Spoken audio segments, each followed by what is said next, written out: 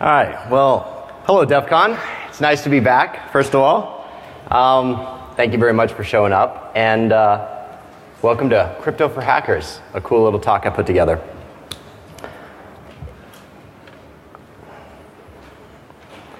It's in our moments of greatest weakness that we define ourselves as individuals.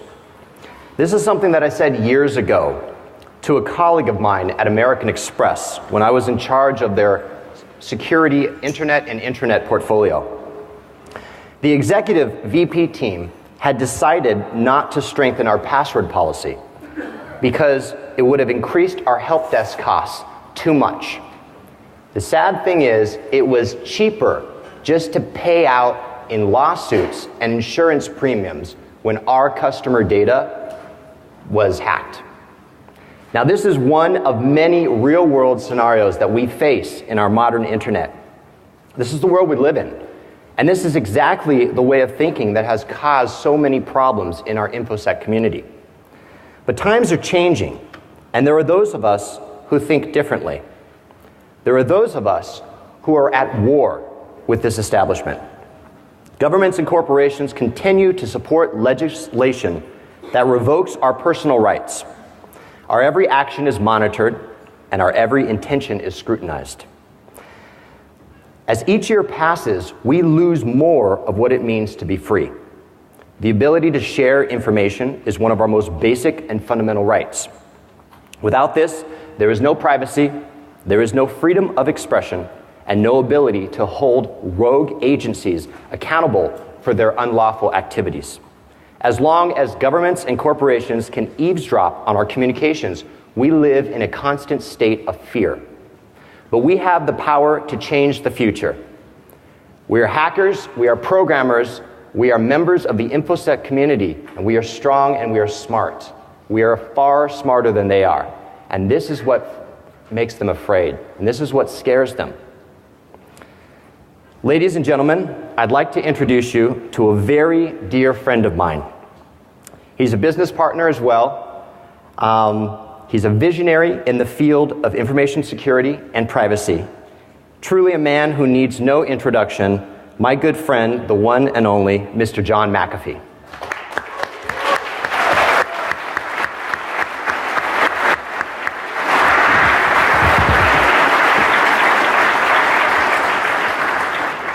Now, there's a rumor going around the goons that John and I might be up on stage doing a shot together with some goons. So I don't know, goons, is that just a rumor?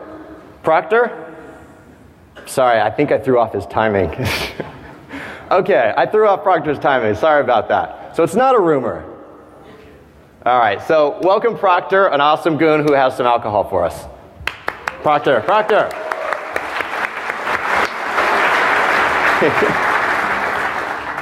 All right, shut this whole thing down. Shut it down. This is not secure. By the way, I am really John Smith. I'm no relation to the McAfee that just got out of jail the other day. So. None. Sir, are you a new speaker at DEF CON? I'm afraid I am. And what do new speakers do? Drink! That was a lie. I actually keynoted last year. All right, now I Oh God.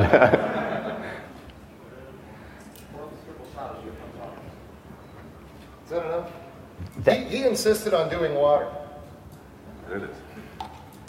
Here, I'll switch. Here, I'll switch you. I gotta speak, I think. I'm pretty sure I gotta speak. All right, guys, to DEF CON. To DEF CON.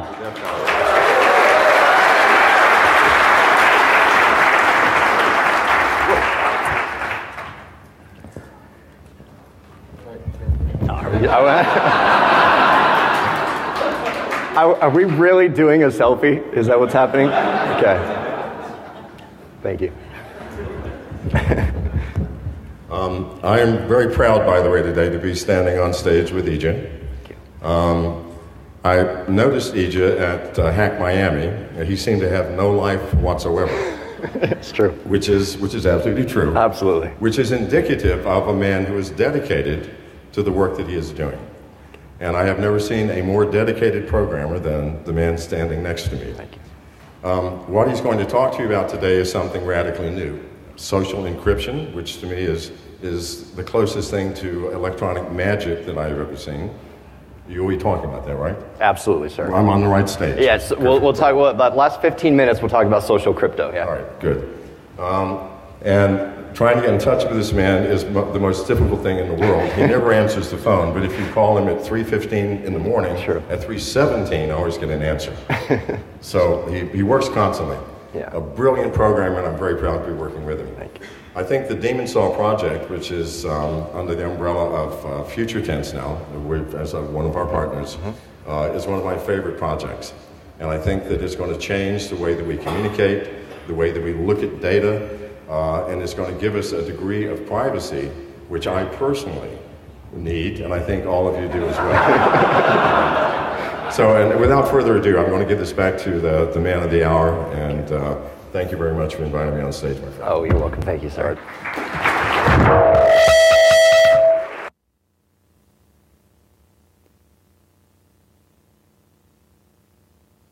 Oh, we have okay. These mics are not hug friendly, just FYI. Well, John, thank you very much. That was a very kind introduction, and I may have screwed this up. So if I screwed this up, goons, come get me. So what I want to do before I start about crypto for hackers, because I think this is a really exciting 101 talk, and thank you very much for packing the room. I love being here at DEF CON. I love speaking. I love interacting with you guys. And by the way, if anyone wants a beer, once this talk's over, my schedule totally frees up and my stress level drops like 4,000%. So I would love to have a beer with you and just chat about security or Demon Saw or anything. Chat about why blue is a better color than red, or it doesn't matter, but we can talk. But one thing I want to point out is John and I had a pretty fucking crazy idea a few weeks ago. And we thought, let's throw the biggest awesome party at DEF CON that has ever happened. Can we do it in just a couple of days? So in a couple of days, we pulled together this party. If you go to demonsaw.com or defconparties.com, there's an Eventbrite link. We can have up to 5,000 people before Hustlers Strip Club is in violation of fire code. So I think we can make it. In fact, I think we're at least 1,500, almost 2,000 now. So go there, sign up. It's a free party tonight at 10 p.m. And there's free buses, free limo service from Bally's. All the information is on DEF CON Parties. All the information is on Demon Saw. We would love for you guys to show up. Well, thank you. Thank you. So there's going to be some free beer. You have to take the bus and the limo, some sort of contractual agreement Hustlers have. I don't understand it. But there's a number that we'll tweet out for free limo pickup. So that's not bad either. But show up. Party with us. We rented out the entire rooftop floor, and we'll have free booze. And then once all the free booze runs out, about 20 minutes probably, knowing this crowd, it'll be $5 beers and $5 shots for the whole night, not $12 strip club prices. We negotiated that just for you guys. So join us. We'll be there, and it will be awesome. All right, enough about that. Also, if you want to get a picture with John or a picture with me, the place to do that is at that party. There's a lot of people here. It's overly congested because there's some safety issues. So if you want a picture, we ask that you please don't come up to John after this. But at the party, we're going to be there, and we'll be there as long as you guys are there. If you're there till 4 a.m., we'll be there. So if you want a picture with John or with me, we'll totally do it at the party. So just keep that in mind. So who am I? My name is Ija. Is that my real name? It's my real name here. So I'm a founder of Demon Saw. I'm the founder of Demon Saw, which is a new type of secure and anonymous information sharing platform. Version 1.0 was launched last year at DEF CON. Version 2.0 I launched late last night. It is a brand new type of information sharing platform that allows you to share your files securely and allows you to share your communications securely. Chat securely, share securely. There's no infrastructure, there's no peer-to-peer. It's unlike anything you've ever seen before. It's a little bit of Tor, a little bit of BitTorrent, it's a little bit of Dropbox thrown in. It really looks like a cookie recipe gone crazy, but it works, and it's secure, and there's no infrastructure. I don't log, I don't track, there's no ads, I don't make any money. I've never made a dime off of Demon Saw. I do it, I work 100-hour weeks. Part of that is Demon Saw, just to make something that we can protect our privacy. So I get nothing out of it except knowing that we're secure. I'm also a senior programmer at Rockstar Games.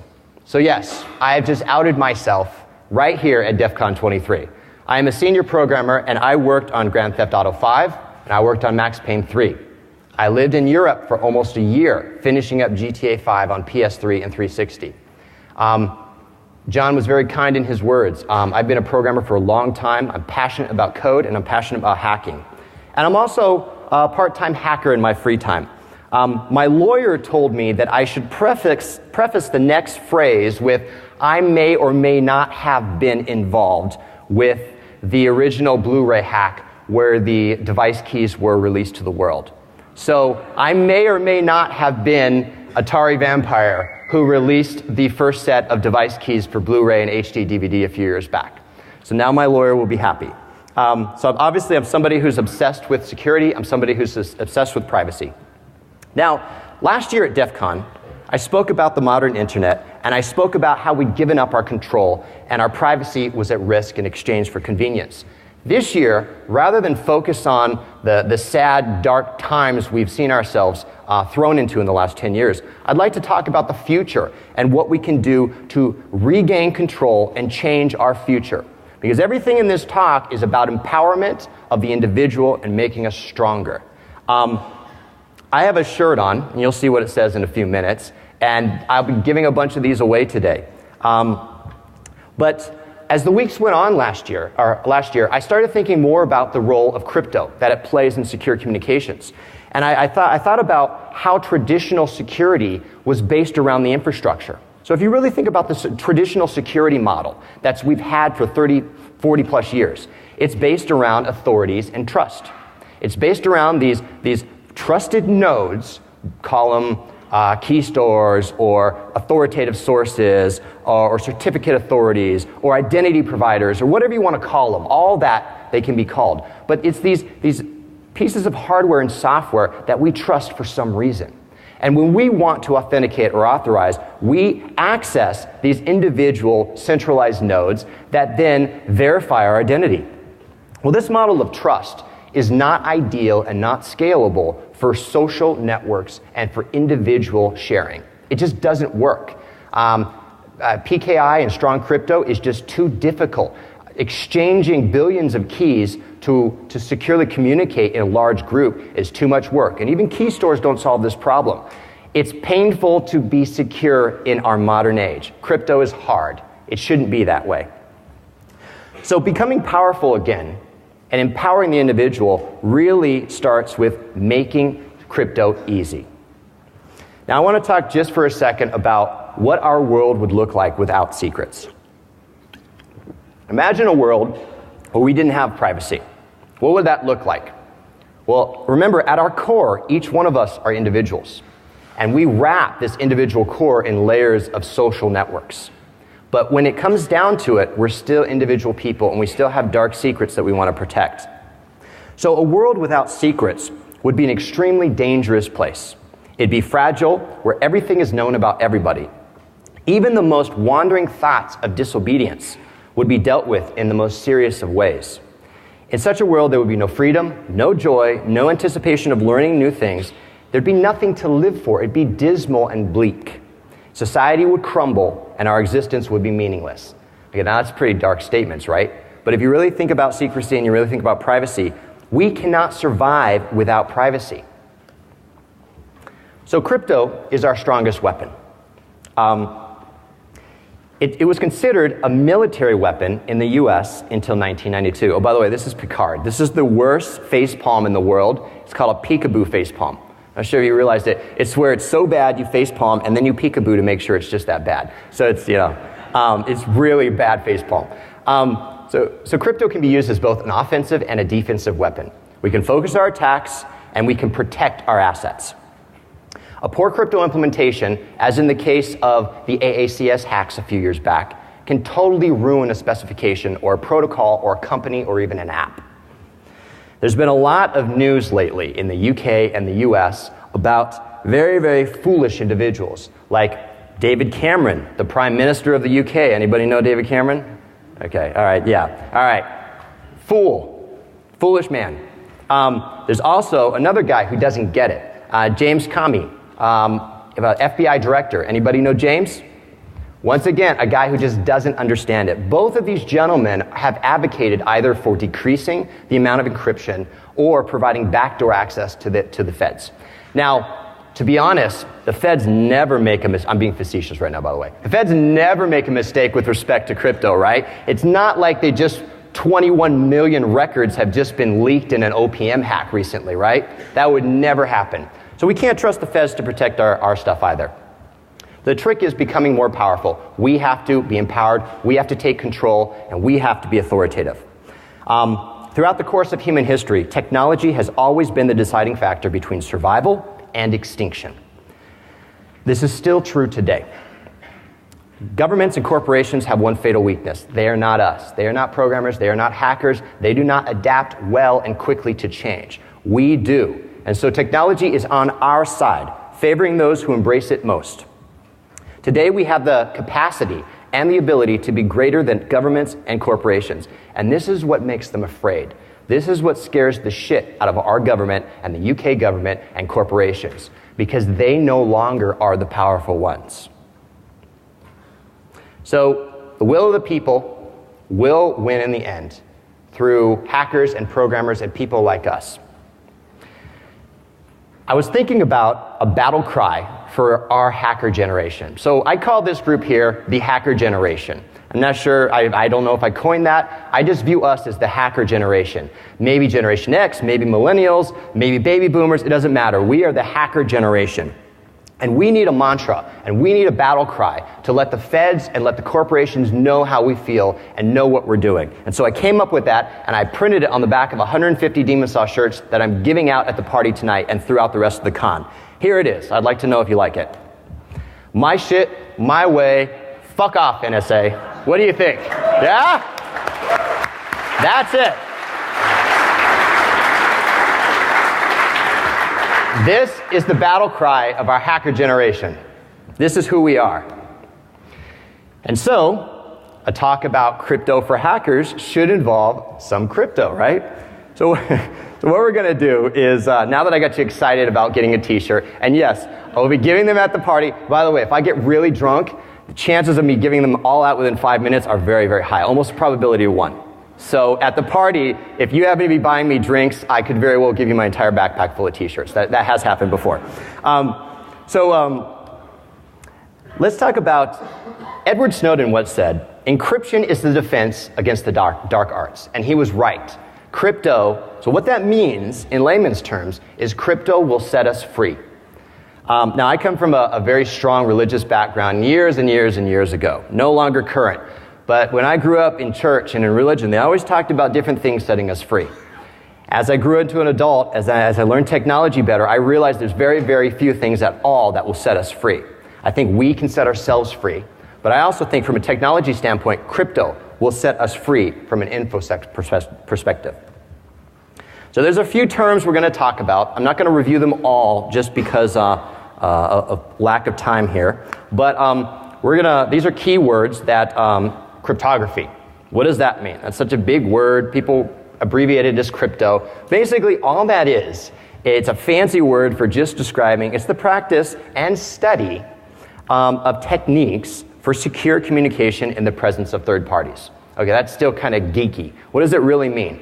I want to share information to one of you or many of you out there, and I don't want the rest of the people to know about it.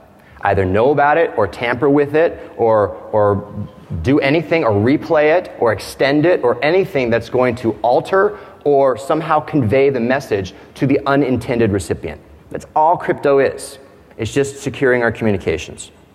A cipher is a fancy term for just an algorithm, a simple function or algorithm that performs encryption or decryption. That's it. That's all it is. Encryption is a fancy word for just saying we're going to take what's called plain text and we're going to mix it up and create this fancy output called ciphertext. And then that ciphertext shouldn't have anything to do or look like the plain text. That's the goal. Now, when we decrypt it, we just convert from ciphertext back into plain text. See, crypto uses fancy terms. Now, to be honest, to be fair, to be a cryptographer is a lifetime pursuit. And this talk, I want to be very, very specific. I don't mean to demean or minimalize the work of lifetime and full-time cryptographers, because it's hard work, it's dedication, and it's very, very many times selfless. To know this stuff back and forth, you have to apply yourself for a lifetime pursuit. But to know the basics and use it effectively, hopefully is a matter of 50 minutes. And that's what we're going to prove out today. A key, it's kind of like a key in the real world. It's just a parameter that determines the functional output of a cryptographic cipher. So you feed a key into an algorithm or a cipher, and that unique key will have a unique effect on the ciphertext generation, is all it is. A hash function is a one-way cryptographic function. So the idea with a hash is you can't decrypt it. That's really what a hash is. And when you hash something, you create what's called a digest, or a message digest. There are these different types of encryption algorithms called symmetric and asymmetric. And all it really boils down to is symmetric just means you have the same key for encryption and decryption. Asymmetric just means you have two different keys. One's used for encryption and the other's used for decryption, and vice versa. Now, I have some crypto examples here on the slide. I'm going to be talking about 5 different groups of routines: ciphers, hashes, HMACs, which are hash-based message authentication codes, key agreement schemes. I'll be looking at the Diffie-Hellman example in particular, and PBKDF2, which is a password-based key derivation function. The code that you see here in the coming slides, very, very simple example code. I have a 4-hour workshop today at 2 p.m. called, for lack of better naming at the time, Crypto for Hackers, the workshop. Probably the worst possible name I could ever come up with. It's from 2 to 6 today, and it's also from 2 to 6 tomorrow. If you have anybody have a seat in Crypto for Hackers, the workshop? Anyone want to? Oh, excellent. All right. So one brave soul. Excellent. So in that 4-hour block, what we're going to do is I have 8 exercises, and I'm going to code with you for 4 hours in C++. We have networked, boost-based asynchronous I/O code, and we're going to write code that implements all of these routines, and we're going to be sending these across the network and even simulating man-in-the-middle attacks, all within a span of 4 hours on Linux and Windows. And the code actually compiles too, which is a great thing. So for that workshop, I've written something called Daemon Crypt. And Daemon Crypt is the core class library that Daemon Saw uses. And all it is a lightweight C++ class wrapper around some of the more common Crypto++ libraries. So the real powerhouse behind Daemon Saw is the open source Crypto++. Daemon Crypt is just a user-friendly wrapper that makes encrypting a 2-line affair rather than an 8 to 10-line affair. So we'll be going through all this code later today. It's going to be a lot of fun. I'm most excited about coding with you guys in the workshop. I'm a programmer. I love coding. So if you can't tell, I'm excited. So thank you for being brave. So t-shirt for you. All right. So let's talk about some of these routines. As we mentioned before, a cipher just encrypts or decrypts, right? Ciphers are not new. A lot of people don't realize that cryptography has been around for thousands of years in some basic form of another. For exercise 1 in the workshop, we're going to be implementing what's called Caesar's cipher, which is depicted in that graphic there. An extremely complex and robust cipher by which you shift characters over by n number of spaces. Totally no one's going to break it, I can tell, especially since I'm limiting the amount of shifts by plus or minus 10. So there's no way we're going to crack this. So Caesar's cipher's been around. There was I don't know if this is true or not. I probably read it on Wikipedia, so maybe it's true. And there was this quote about Caesar fighting, I think he was on the Russian front or somewhere fighting a war, and he sent a message to his wife at the time, I believe. If I get some of the details wrong, please forgive me. But in the message, he used Caesar's cipher, and when she had decrypted it, the message basically said, on the front, be back in a month, don't bathe. True message, true story. So that Caesar used crypto for that very sensitive message to his wife at the time. I don't know if that's true, but it's a good story nonetheless. Ciphers, we're going to be concentrating on the AES candidate ciphers. In 1997, NIST sponsored this exercise from 97 to 2000, whereby people submitted different crypto implementations for the new standard, the advanced encryption standard. And there are a bunch of submissions, and it was narrowed down to just 5. Daemon Saw implements all 5 of the AES candidate. That lets you choose which one you want. That was, I always pronounce this wrong, Raindale. Hopefully, I don't, Raindale, my pronunciation is terrible, but there was what became the AES, Raindale. There was Serpent, Two Fish, RC6, and Mars. And we're going to be using all of those today in the hacker class. The candidate algorithms can have 128-bit keys, 192-bit keys, and 256-bit keys. So when you're dealing with ciphers, not only are you dealing with the key input, but you got to choose a key size. The larger the key size, ideally, the less probable collisions and brute force hacking attempts will be. So the reason why you bump up, it all depends on vulnerabilities in the actual algorithm itself. If an algorithm of vulnerability is found in the algorithm itself, then key sizes are not as important. But the reason why you choose key sizes bigger than smaller is the idea that brute force attacks is going to take longer than our lifetime. And that's really the goal of a lot of the cryptographic cipher work, is that if your information is encrypted and it's going to take more than a lifetime to brute force crack it, it's probably good enough. And see, what most people don't realize is that it's not a 1 or a 0 for crypto. It's an analog value. There's a decimal point in there. It's all up to what your cryptographic needs are. If you don't need the most advanced military strength crypto because all you're doing is sharing photos with your family, then by all means, don't implement and use the most advanced crypto. So there's a scale there that goes back and forth. And that's why one reason why it makes crypto so much fun, is because we don't always have to choose one or the other. So here's a really, really simple example of encrypting using AES. I think this is just using a 128-bit key. With Daemon Crypt. It's 3 lines of code. That's it. You create an AES object called cipher. You call set key. You set your key. It can be a string, or it can be a char star, or it can be a U8 pointer, whatever you want. And then you call encrypt. And that's it.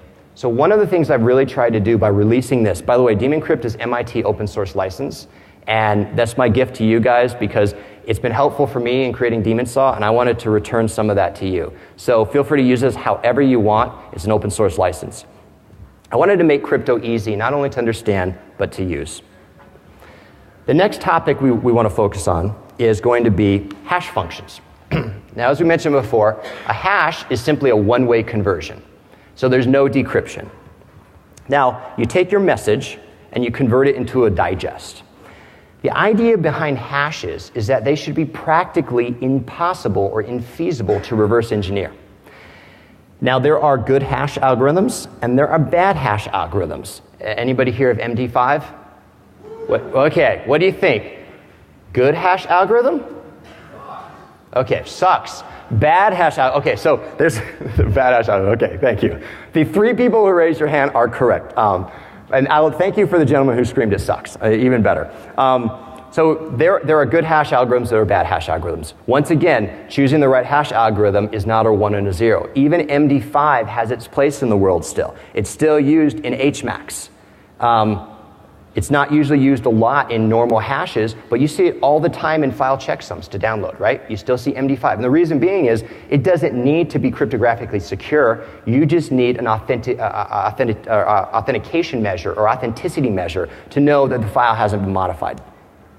So what are some usages for hash functions? We talked about one, file checksums, right?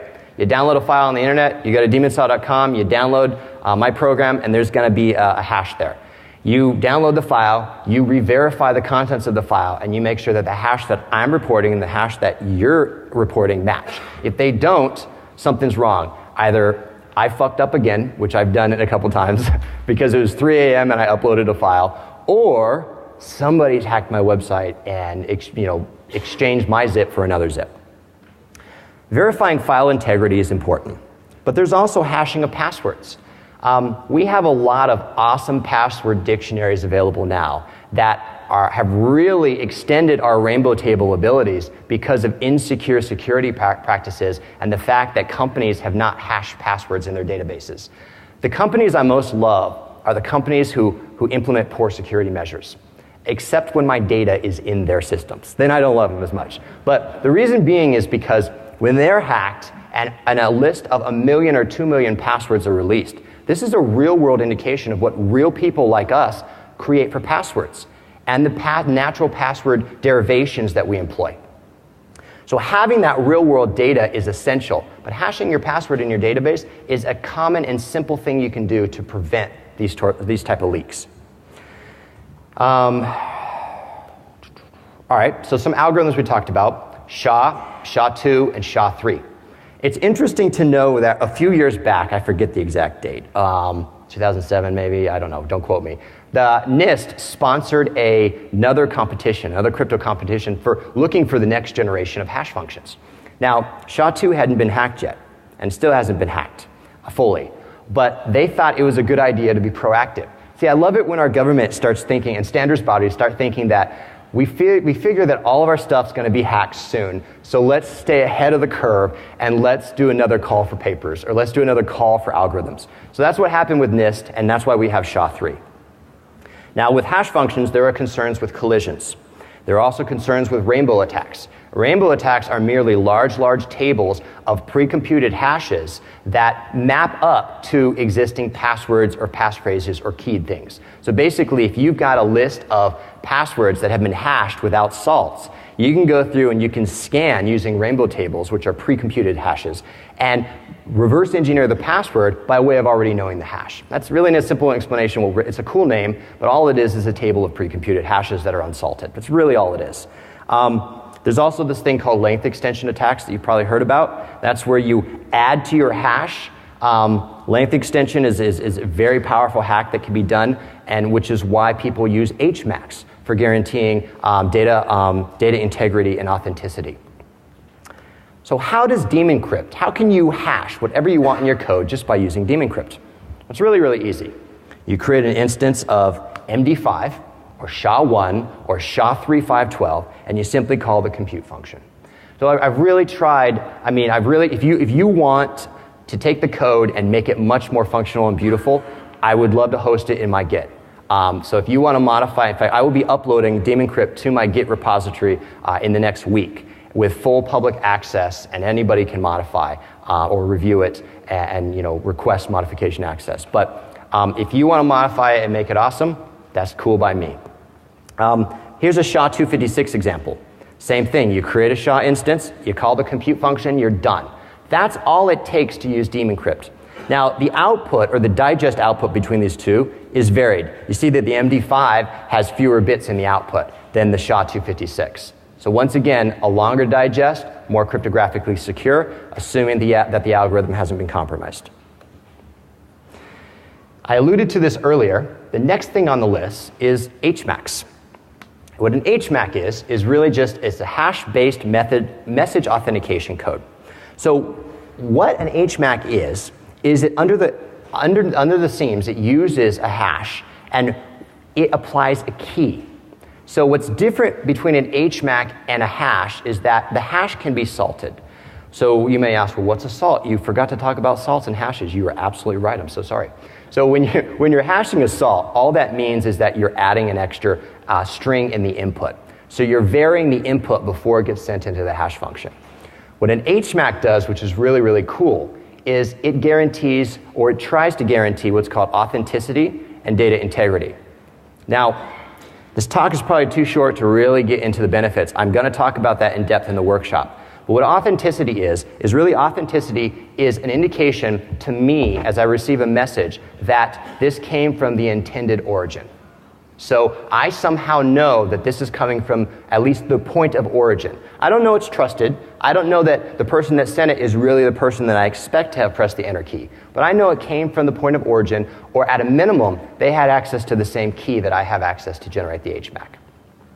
Data integrity is the idea that the message hasn't been tampered in payload. So an HMAC allows us to shove a key into the hash and generate this output that hopefully guarantees those two factors. HMACs can be used in place of hashes. They're building blocks for other applications, such as probably my favorite crypto routine right now. In fact, I think it would be, that is a lot of text over there. Sorry. I'm easily distracted by free-flowing text. I don't know, it's a fault of mine. But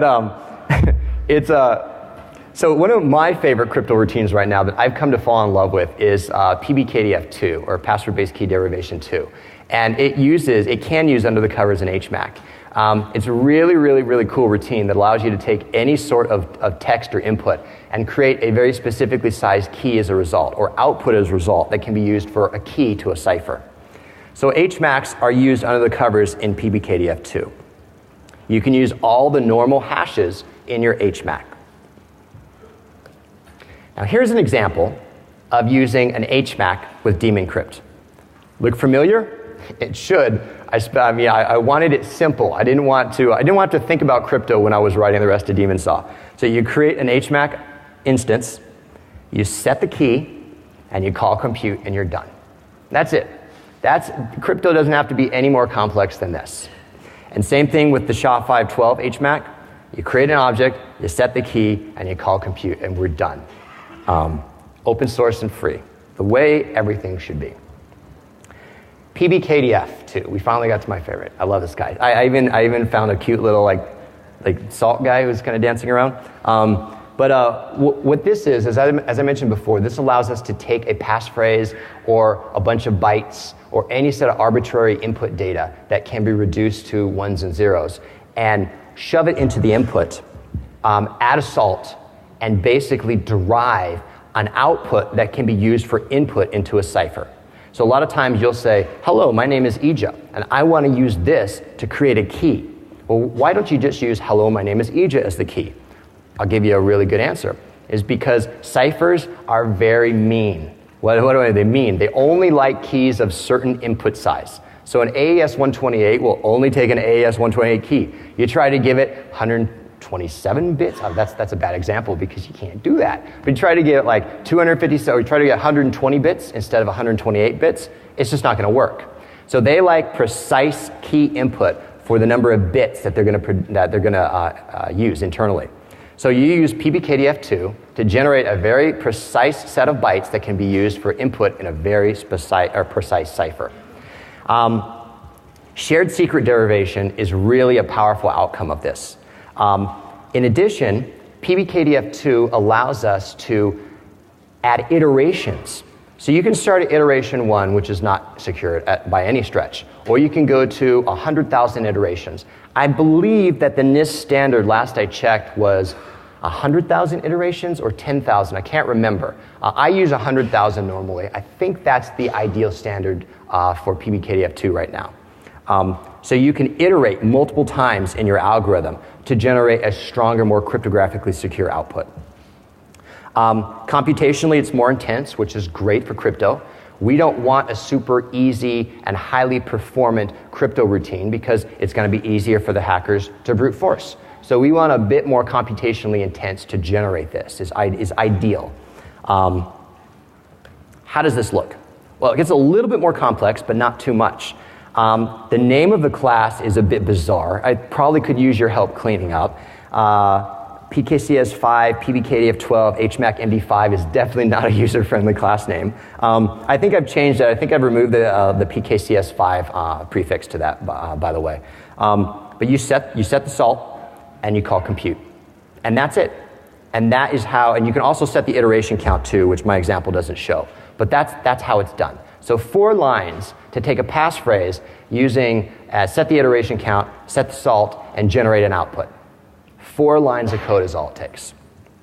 And down below is another example with SHA-512. So finally, we're at our last cryptographic routine. And the good news is we are right on time. So that's the wonderful news. Key agreement schemes. We're going to talk about something called Diffie-Hellman. How many of you heard of Diffie-Hellman? Oh, well, everybody. Of course everybody here has heard Diffie-Hellman. So what is Diffie-Hellman? You've probably heard of the paint mixing analogy, right? This analogy scares the shit out of me because when I'm painting my house, the last thing I want to do is get somebody to randomly mix paint colors, right? Even slightly is going to throw off the hue or the tint of your wall. Reason why we need key agreement schemes, and this is based on asymmetric encryption or strong crypto.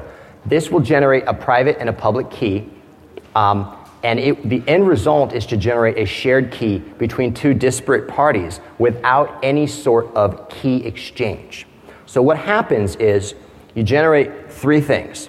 That you generate a base, you generate a prime number, and you generate a public key that is sent across the wire. So I generate these three things as well as a private key internally that I hold on to. And basically, I send these to you. You take these as input, and you send me back your public key. Meanwhile, you're mixing my public key with your private key to generate a shared key. When I receive your public key back, I mix it with my private key to generate a shared key. And our shared keys, because of the magic of math and modulus math and prime numbers and all that good stuff, results in being the same key without us exchanging it. Diffie-Hellman is used in a lot of technologies we use every day. So we use it, WPS uses it. Anybody a fan of Reaver? If you know Reaver, you know WPS. Okay, all right, perfect. See, brave people admitting to knowing Reaver. One of my favorite tools, by the way, in Kali. And SSL or TLS uses Diffie-Hellman as well. SSH uses it. VPNs use it. Daemon-Saw uses it. Diffie-Hellman is a great way for two parties just to get a shared key and fast. This can be computationally intensive if the prime number bits are high. And we'll talk about that in the workshop more. If you have a low number of prime bits, like 128, that's very, very insecure. What that means is that the ability of collisions to happen is more probabilistic. So if you generate a larger prime number, like 3072 bits, then the chance of collisions over t time is going to be probabilistically lower.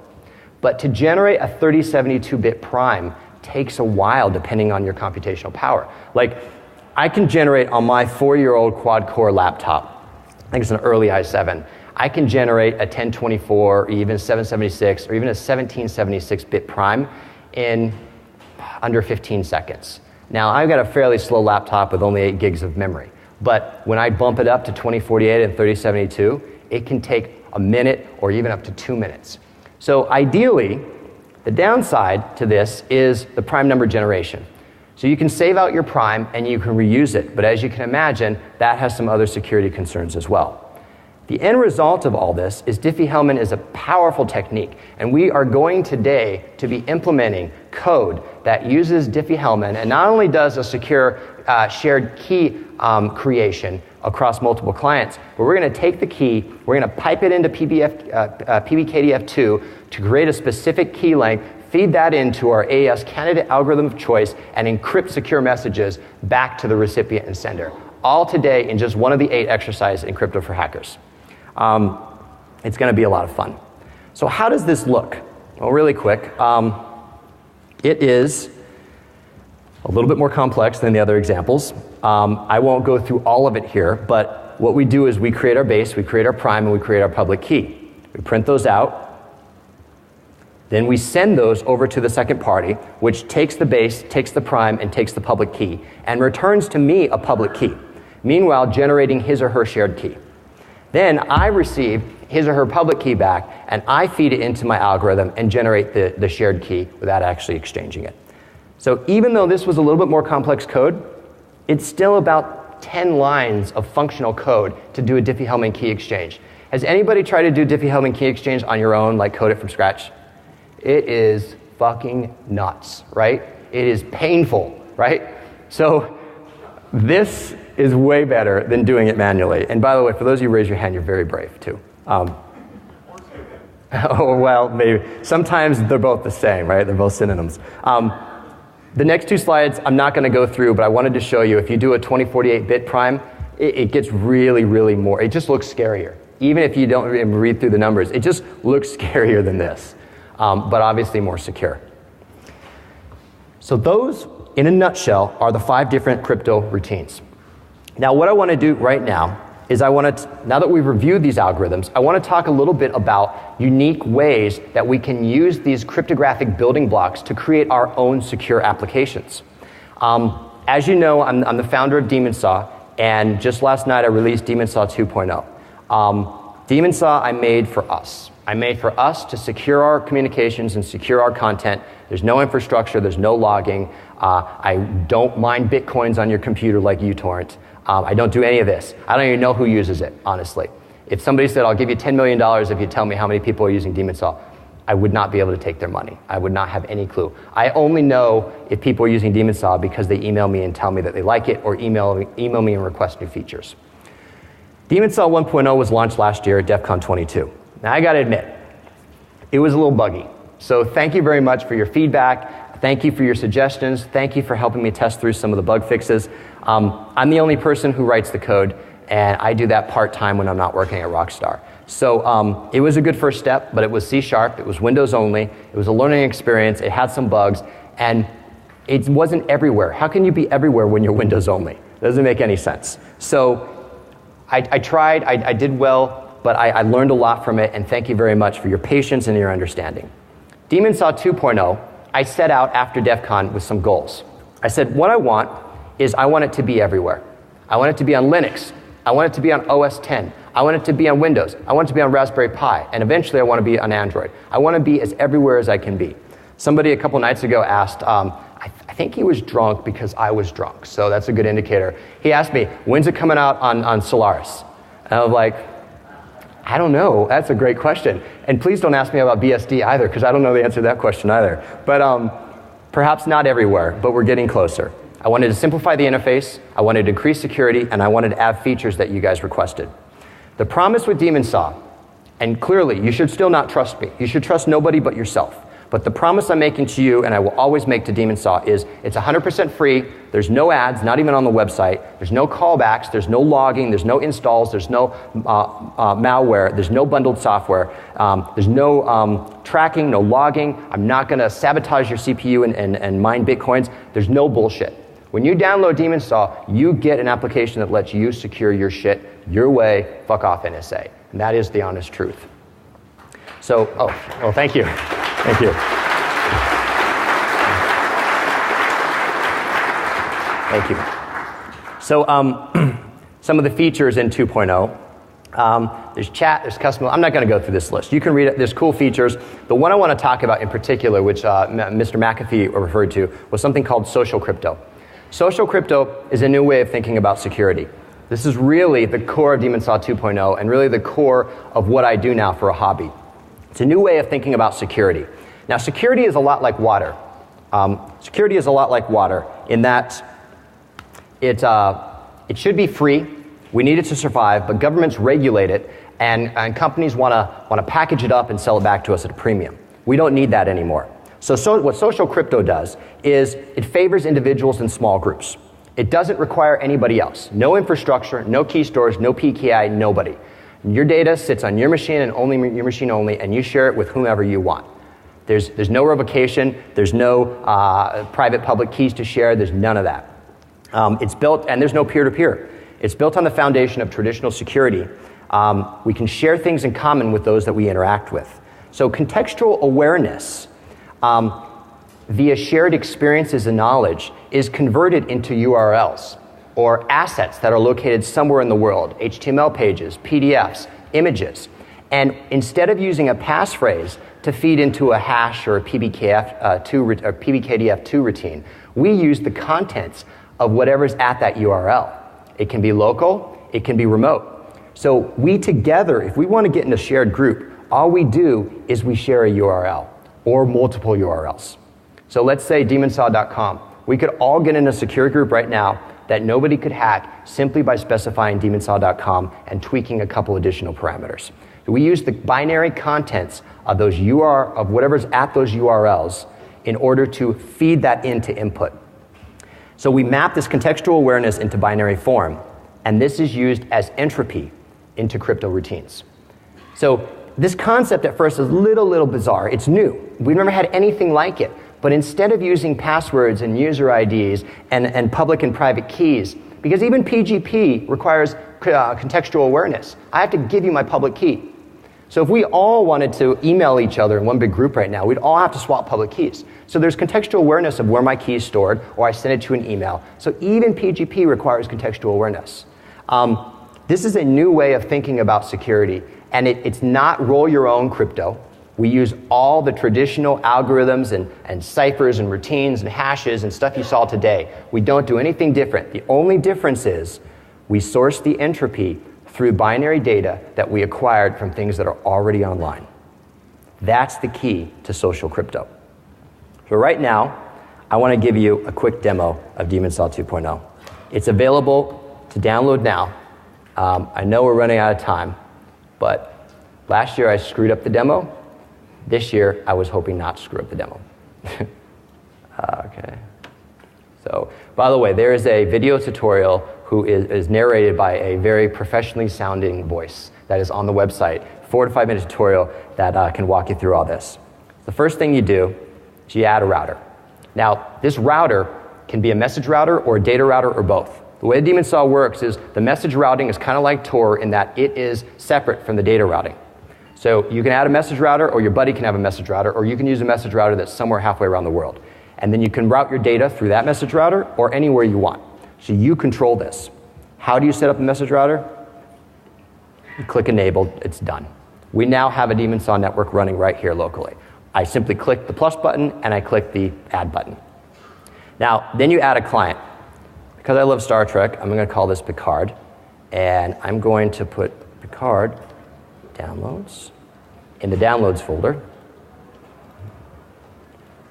So I choose a place to save my downloads. I call it Picard, and I basically connect. I'm going to add another client here and call it Riker, if that makes sense. Sorry. And I'm going to choose for Riker. Oh, screw it. Just type it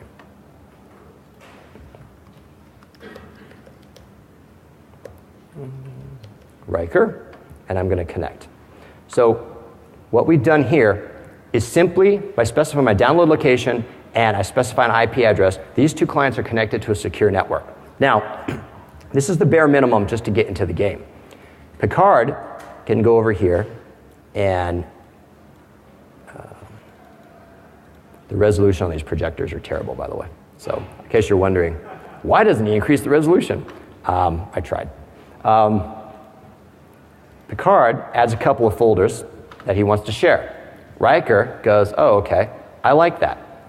So I'm going to do a search. I'm searching for AC/DC, and I want to download Highway to Hell. So normally you could see a pretty status bar here. There you go, okay. So we are now in a secure group. We are now in a group. It's not as secure. It's default security. So let's make it more secure. If we go to the group tab, what I can do is I can add a URL. In this case, I'm adding demonsaw.com. Oh shit, I'm not connected to the network. Oh well, all right. We'll add a local file. So if we were connected to the network, then we could simply do that. Pretend this, if you had a network here and I had typed demonsaw.com, it would have gone, fetch whatever was at the home page, so index.html, whatever I redirected to, grabbed all the bits from that HTML page, pulled it down as entropy, and showed me here the size. Instead, what we did is we did the same with a local file. It could be a PDF, it could be an image, it doesn't matter what it is.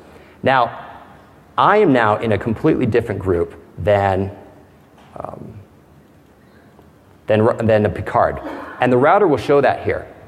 Riker's group is a different hash value than Picard's. So if I go over to Picard and I switch his group and I give him the same group, then he will now be in the same group as Riker. So by using the entropy that's contained within the resource that we're referencing, we are deriving cryptographic signatures that we feed into algorithms to generate our unique group signature. Okay, so this is great. What if somebody finds the logo.png? Okay, it's, by the way, you want to test the logo.png, it's on demonsaw.com/logo.png. It's just an image, nothing special. Okay, so let's say everybody here knows about that. Everybody here wants to use that. Well, what you can do is you can modify some of these parameters. You can modify the entropy. I'm only going to use 50% of the entropy. Refresh. Now they're in different groups. Bang. Simply by me saying I want to use half of the bits instead of all the bits, I've already kicked myself into a new group. So Picard doesn't know about that. Picard goes over in here and says, oh, I've caught on. 50%. Done. Now they're in the same group. Now you can, I'm running out of time, but you can tweak the cipher. You can tweak the bit size. You can tweak the hash. There's a lot of different things, the iterations for the PBKDF, the salt, etc. All these things can be tweaked to set up your group as securely as needed to share your content. And you can also add multiple. I can add multiple entries here. So you can extend this. Simply by remembering 3 or 4 URLs, you can set yourself up with a cryptographic signature that is likely infeasible for somebody to know the unique ordering of these URLs and be able to brute force your key. Now here's the thing, if you use, you might be saying, you're using multiple layers of encryption. There's a lot of studies out there that say multiple layers of encryptions actually make it less secure. Okay, fine, yes, as if the input is the same. If the entropy is the same, you generate completely new copies of entropy here. So you're using multiple encryption with unique entropy, unique ciphers, unique key sizes, unique hashes, unique salts, and potentially unique PBKDF2 iterations, all within your control. No government, no companies, free. This is Demon Saw, and I hope you like it. Well, I just got to do a closing for 2 minutes. I swear, just 2 minutes, I promise. You have? Okay.